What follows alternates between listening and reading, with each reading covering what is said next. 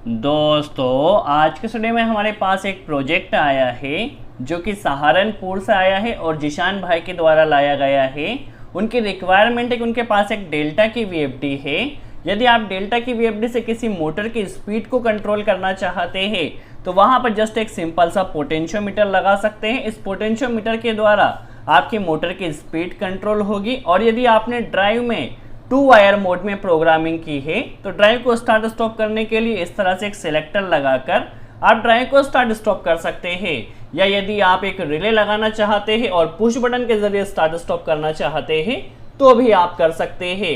But उनकी requirement यह है कि वो इस ड्राइव को इस सिलेक्टर के द्वारा स्टार्ट स्टॉप नहीं करना चाहते हैं, ना ही रिले लगाना चाहते हैं। उन्हें एक टाइमर लगाना है और टाइमर में जितना टाइम सेट किया है उतने टाइम तक उनकी इस ड्राइव से मोटर ने रन करना चाहिए और जैसे ही टाइमिंग कंप्लीट हो जाती है तो इस मोटर ने स्टॉप हो जाना चाहिए। उन्हें जस्ट एक सिंगल टाइमर लगाना है, ना ही कोई रिले लगाना है, ना ही कोई पुश बटन लगाना है। तो किस तरह से कंप्लीट कंट्रोल वायरिंग की जाएगी इसका हमने उन्हें सॉल्यूशन दिया है, जिसके ऊपर उन्होंने एक डिटेल वीडियो बनाया है। पहले उस वीडियो को वॉच कर लेते हैं, फिर किस तरह से कंप्लीट कनेक्शन होगा, किस तरह से कंट्रोलिंग होगी, सब समझ लेते हैं। चलिए पहले उस वीडियो को वॉच कर लेते हैं।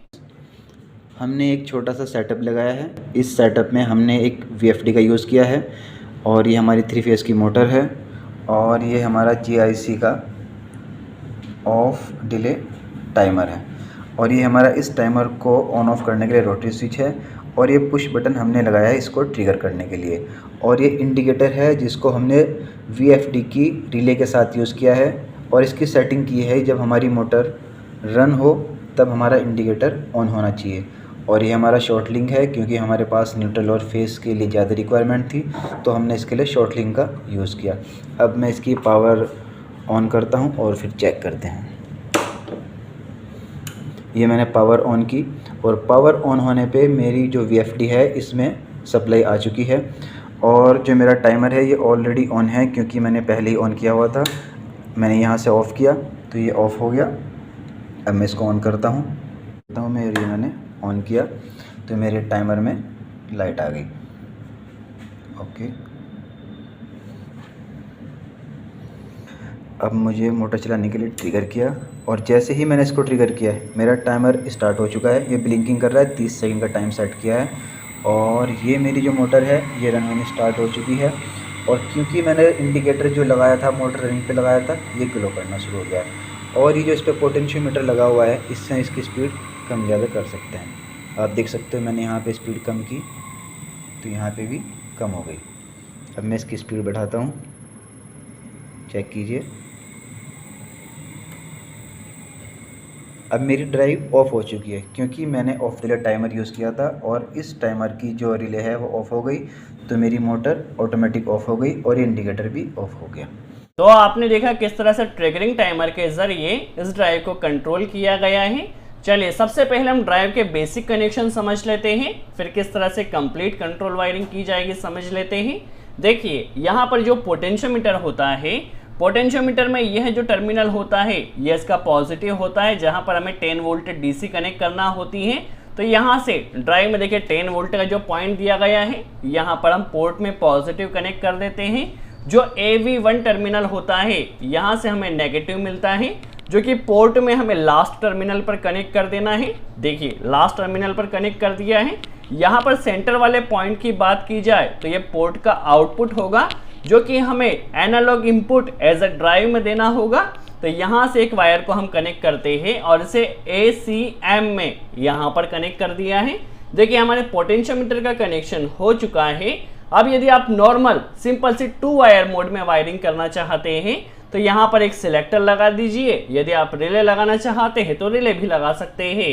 देखिए यहाँ पर जो MI1 जो टर्मिनल है यहाँ से आपको एक कनेक्टर लेना है और इसे सिलेक्टर में जो आपने एनो लगाया है एनो पुश बटन में कनेक्ट कर देना है। सिलेक्टर को जैसे ही ऑपरेट किया जाएगा तो ये सप्लाई यहाँ पर आएगी जिसे आपको DCM में कनेक्ट कर देना है। तो यह नॉर्मली डेल्टा वीएफडी की सिंपल सी 2 वायर मोड में वायरिंग है। यदि आप डेल्टा कंप्लीट वायरिंग सीखना चाहते हैं, रिले लगाकर किस तरह से वायरिंग होगी, 3 वायर मोड में किस तरह से वायरिंग, किसी भी मोटर को डेल्टा वीएफडी से रिवर्स फॉरवर्ड किस तरह रन की जाएगी, तो उसके ऊपर हमने डिटेल वीडियो बनाया है। जिसकी लिंक आपको डिस्क्रिप्शन में मिल जाएगी। चलिए अब हमें यहाँ पर एक टाइमर लगाना है, जो कि हम ट्रिगरिंग टाइमर लगा रहे हैं। टाइमर को स्टार्ट स्टॉप करने के लिए हम एक सिलेक्टर लगा देना है।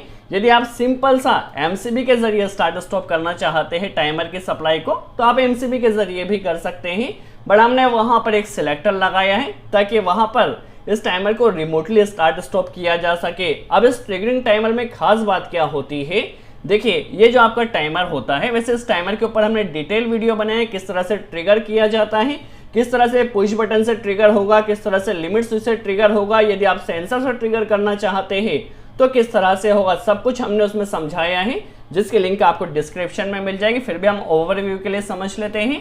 देखिए 220 वोल्ट सप्लाई से यदि आप टाइमर को स्टार्ट स्टॉप कर रहे हैं तो A1 में आपको फेस लाइन वायर कनेक्ट कर देना है, A2 में आपको न्यूट्रल वायर कनेक्ट कर देना है, बट आपका टाइमर स्टार्ट नहीं होगा। क्यों नहीं होगा? क्योंकि आपको इस टाइमर को ट्रिगर करना होगा। ट्रिगर करने से क्या होगा, जस्ट एक बार इसका जो TR पॉइंट है, ट्रिगर पॉइंट में एक बार सप्लाई आ जाएगी। जितना टाइम आपने टाइमर में सेट किया है उस टाइमिंग के अकॉर्डिंग आपका टाइमर वर्किंग कंडीशन में रहेगा। बट टाइमर का वर्किंग कब स्टार्ट होगा, जब उसे ट्रिगरिंग मिलेगा TR में, जो कि कॉइल से हमें TR में कनेक्ट करना होता है। और यहाँ पर इस टाइमर में 2 नंबर जो पॉइंट होता है, यहाँ पर आपको नजर नहीं आ रहा है, 2 नंबर पॉइंट इस टाइमर में कॉमन होता है और 3 नंबर पॉइंट NC होता है। तो आपके पास किसी भी कंपनी का ट्रिगरिंग टाइमर हो, आप कनेक्शन इस तरह से कीजिए, आसानी से हो जाएगा। ये हमारे पास जो टाइमर है इसमें ऑन डिले और ऑफ डिले दोनों की सेटिंग दी गई है। हमें इसे ऑफ डिले टाइम रेंज में सेट कर लेना है, ठीक है, ऑफ डिले टाइम रेंज में सेट करना है। देखिए सिलेक्टर हमने क्यों लगाया है, ताकि टाइमर को स्टार्ट स्टॉप किया जा सके। अभी हमें टाइमर को ट्रिगर भी करना है, तो टाइमर को ट्रिगर करने के लिए आप लिमिट स्विच भी लगा सकते हैं, पुश बटन भी लगा सकते हैं या सेंसर के जरिए भी कर सकते हैं। तो यहाँ पर हमने सिंपल सा एक NO एलिमेंट पुश बटन यहाँ पर कनेक्ट किया है, जिससे टाइमर ट्रिगर हो सके। चलिए कनेक्शन किस तरह से होगा, तो सबसे पहले देखिए इनपुट पावर सप्लाई हमारी कंट्रोल MCB में आ चुकी है। अभी हम पावर वायरिंग की बात नहीं कर रहे, जस्ट कंट्रोल वायरिंग की बात कर रहे हैं। यहाँ से देखिए न्यूट्रल वायर हमारा सबसे पहले आएगा और इसे टाइमर की कॉइल A2 में कनेक्ट कर देना है। देखिए न्यूट्रल हमने डायरेक्ट कनेक्ट कर दिया है।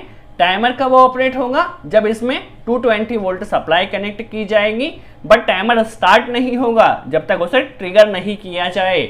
तो सबसे पहले हम क्या करते हैं, यहाँ से एक सप्लाई को लेते हैं और इसे सिलेक्टर में कनेक्ट कर देते हैं और सिलेक्टर का जो आउटपुट रहेगा इसे हम A1 में कनेक्ट कर देते हैं। देखिए टाइमर में अभी 220 वोल्ट सप्लाई आ रहा है यदि आपने सिलेक्टर को ऑन किया है तो, बट टाइमर आपका स्टार्ट नहीं होगा क्योंकि टाइमर अभी ट्रिगर नहीं हुआ। हम यहाँ पर ट्रिगर टाइम इसलिए लगा रहे हैं क्योंकि कस्टमर के पास इस टाइप का ही टाइमर अवेलेबल है, और यदि आप नॉर्मल टाइमर से करना चाहें तो भी आप कनेक्शन कर सकते हैं। देखिए A1 में हमारी सप्लाई आ चुकी है। अब A1 से एक सप्लाई को लेना है जो आपके पास ट्रिगर के लिए आपने पुश बटन कनेक्ट किया है, पुश बटन के NO एलिमेंट में कनेक्ट कर देना है। अब जैसे ही इस पुश बटन को प्रेस किया जाएगा तो यह सप्लाई यहाँ से निकलेगी और कॉइल की सप्लाई इस TR में ट्रिगर में आ जाएगी। जस्ट एक बार आप पुश बटन प्रेस कीजिए, आपका ट्रिगर वहाँ स्टार्ट हो जाएगा और टाइमर में जो भी टाइमिंग सेट किया है उसके अकॉर्डिंग आपका जो लोड है वह कंट्रोल होगा। फॉर एग्जांपल अभी हमने टाइमर में 10 मिनट सेट किया है, तो 10 मिनट तक क्या होगा, जो कॉमन की सप्लाई है वह NC से निकलती रहेगी और 10 मिनट बाद सप्लाई वहां पर कट हो जाएगी। अब देखिए हमारे पास टाइमर की वायरिंग तो हो चुकी है, अब हमें इस ड्राइव की वायरिंग करना है। तो सिंपल सा वही कॉन्सेप्ट रहेगा जो MI1 का वायर आपका आया है, इसे ले जाकर टाइमर के आप कॉमन पॉइंट 2 नंबर पॉइंट में कनेक्ट कर दीजिए। देखिए 2 नंबर पॉइंट में कनेक्ट हो चुका है। अब जितने टाइम आपने उस टाइमर में सेट किया है उतने टाइम तक कॉमन की सप्लाई NC से निकलती रहेगी और यहाँ 3 नंबर पॉइंट इसका NC है, तो यहाँ से यह सप्लाई निकलेगी जिसे ले जाकर आपको DCM में सिंपल सा कनेक्ट कर देना है। तो इस तरह से आप डेल्टा VFD को एक किसी भी ट्रिगर टाइमर के जरिए स्टार्ट स्टॉप कर सकते हैं। देखिए वर्किंग क्या रहेगी, सबसे पहले आपको टाइमर को कॉइल में सप्लाई देने के लिए इस सिलेक्टर को ऑन करना होगा, बट सिलेक्टर को ऑन करने से टाइमर का टाइम स्टार्ट नहीं होगा। जैसे ही आप इस पुश बटन को प्रेस करते हैं वैसे ही आपका टाइमर का टाइमिंग स्टार्ट होगा क्योंकि वहां पर ट्रिगरिंग मिल चुकी है। अब जितना टाइम आपने उस टाइमर में सेट किया है उतने टाइम तक आपकी ड्राइव रन करती रहेगी। क्योंकि कॉमन की सप्लाई इस NC से निकलेगी और आपकी ड्राइव वहां रन करती रहेगी। जैसे ही टाइमिंग कंप्लीट हो जाएगा तो आपकी ड्राइव वहां पर स्टॉप हो जाएगी। तो उन्हें इस तरह के प्रोजेक्ट की रिक्वायरमेंट थी जिसकी कंट्रोल वायरिंग हमने उन्हें बताई है, तो उन्होंने वहां पर काफ़ी आसानी से यह कनेक्शन कर दिया है। सो आई होप आपको कॉन्सेप्ट क्लियर हुआ हो किस तरह से डेल्टा VFD को एक ट्रिगर टाइमर के जरिए स्टार्ट स्टॉप किया जाएगा। यदि वीडियो अच्छा लगा हो तो लाइक का बटन जरूर प्रेस करें। सो आज के लिए इतना ही। Thanks friends.